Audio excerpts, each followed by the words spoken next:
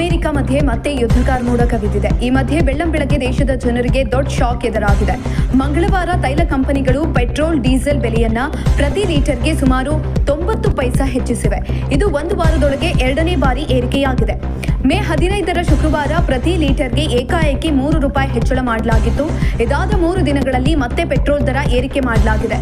ದರ ಏರಿಕೆ ಬಳಿಕ ದೆಹಲಿಯಲ್ಲಿ ಪೆಟ್ರೋಲ್ ಲೀಟರ್ಗೆ ₹94.77 ನಿಂದ ₹97.77 ತಲುಪಿತ್ತು. ಇನ್ನು ಡೀಸೆಲ್ ಲೀಟರ್ಗೆ ₹87.67 ₹90.67 ಏರಿಕೆಯಾಗಿತ್ತು. ಇದೀಗ ಮತ್ತೆ ದರ ಏರಿಕೆ ಮಾಡಿದ್ದು ಸಾರ್ವಜನಿಕರಿಗೆ ಭಾರಿ ಹೊಡೆತ ನೀಡಿದೆ. ಇನ್ನು ಮಾರುಕಟ್ಟೆ ವಿಶ್ಲೇಷಕರು ಮತ್ತು ಕೈಗಾರಿಕಾ ಮೂಲಗಳ ಪ್ರಕಾರ ಈ ಹೆಚ್ಚಳವು ಜಾಗತಿಕವಾಗಿ ನಡೆಯುತ್ತಿರುವ ರಾಜತಾಂತ್ರಿಕ ಮತ್ತು ಮಿಲಿಟರಿ ಬಿಕ್ಕಟ್ಟಿನ ನೇರ ಪರಿಣಾಮವಾಗಿದೆ.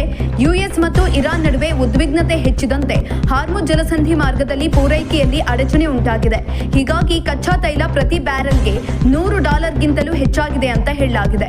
ಇನ್ನು ಕಚ್ಚಾ ತೈಲ ಬೆಲೆ ಹೆಚ್ಚಳವು ಭಾರತೀಯ ಸಂಸ್ಕರಣಾ ಕಂಪನಿಗಳಿಗೆ ನಿತ್ಯ ಭಾರಿ ನಷ್ಟ ಉಂಟು ಮಾಡುತ್ತಿವೆ. ಹೀಗಾಗಿ ಕಳೆದ ವಾರ ₹3 ಹೆಚ್ಚಳ ಮಾಡಲಾಗಿತ್ತು. ಈ ದರ ಏರಿಕೆಯು ತೈಲ ಕಂಪನಿಗಳಿಗೆ %25 ನಷ್ಟ ತಪ್ಪಿಸ್ತಾ ಇದೆ. ಈ ಬೆನ್ನಲ್ಲೇ ಹೊಸದಾಗಿ ಮತ್ತೆ ದರ ಏರಿಕೆಯನ್ನ ಮಾಡಲಾಗಿದೆ.